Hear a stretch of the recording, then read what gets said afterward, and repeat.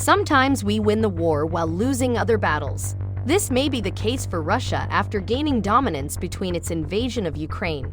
It may appear that they are winning the war but losing control of their own economy. Russia has the largest reserves of oil, natural gas, minerals, and other resources in the world, all of which are vital for modern industries. Oil and gas alone make up 40% of the country's exports. When used intelligently, it would be safe to say they can be one of the richest nations in the world. But the question is, how success in the war affected their own economy in 5 years? Most people do not know that Russia's invasion of Ukraine didn't officially start until February 2022. The country had been planning for it ever since the first international sanctions were imposed on it in 2014 for its takeover of Crimea. Over the course of many years, Russia amassed a large war chest of over $600 billion with the intention of softening the economic impact from the prospective sanctions over further military aggression. In an instant, sanctions made it so Russia could no longer access half of that money, representing some of the toughest measures ever used against a country.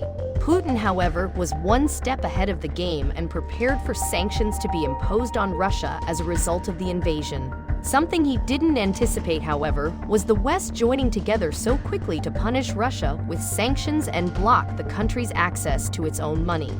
Russia's invasion of Ukraine has caused a flood of international companies to flee the country, costing the Russian economy an estimated $200 billion in lost income. Nestle, another large brand that had been frequently importing into Russia, has now halted all sales there.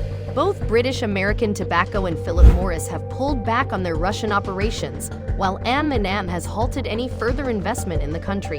The parent company of discount department stores TJ Maxx and Marshall's TJX has decided to sell its stake in the Mexican chain Familia, while H&M and Nike have both fully stopped selling their products in Russia. Not only that, but on top of that, just as devastating was the withdrawal of the major foreign players from the Russian financial sectors. This included Société Générale, which is France's third-largest bank, as it sold its controlling stake in Rosbank, which resulted in a loss of $3.3 billion in capital for Russian lenders. In addition to that, the withdrawal of the major foreign players in the Russian financial sectors was just as devastating. Deutsche Bank is currently assisting its customers in winding down their own operations within Russia, while at the same time winding down its own business in the nation. Initially, it was Goldman Sachs who bid Russia do Spidanaya, and then JP Morgan Chase followed a few hours later. Credit cards issued in Russia by American Express, MasterCard, and Visa will no longer be accepted outside, and international cards will also be useless inside Russia. With all things considered, the biggest investors that saved the Russians' drowning economy for years are pulling out as a result of this invasion, which led to the loss of hundreds of thousands of opportunities. As the conflict continues, more and more nations and businesses will want to cut ties with Russia and its domestic businesses. Western-made machine components and software will be difficult to get, creating an upkeep burden for businesses. Businesses in Russia will need to reorganize their supply chains as a result of the slowdown in imports. Russia's oil industry is critical to the country's economy, but its future prospects are dark. The United States and the United Kingdom have already prohibited Russian oil imports, and early next year, when the full impact of a ban on imports by the European Union takes effect, the country's oil output will drop even further.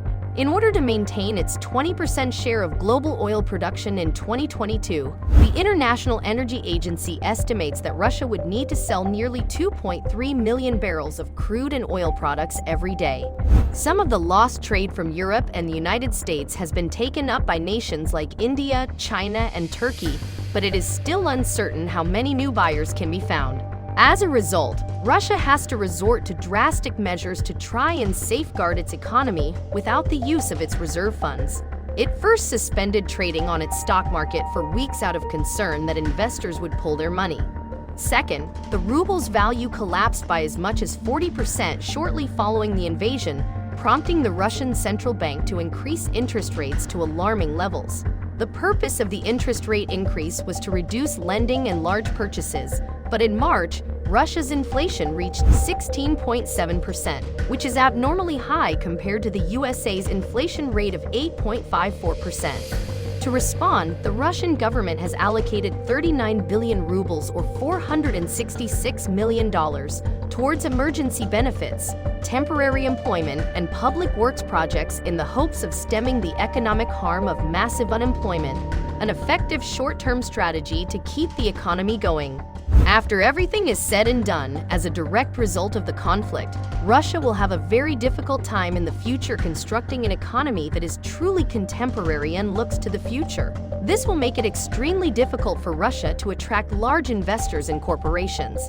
Instead, it is setting itself up for a future in which the West will continue to lead the globe in innovation, while Russia will continue to play the role of a simple consumer of Western goods and ideas.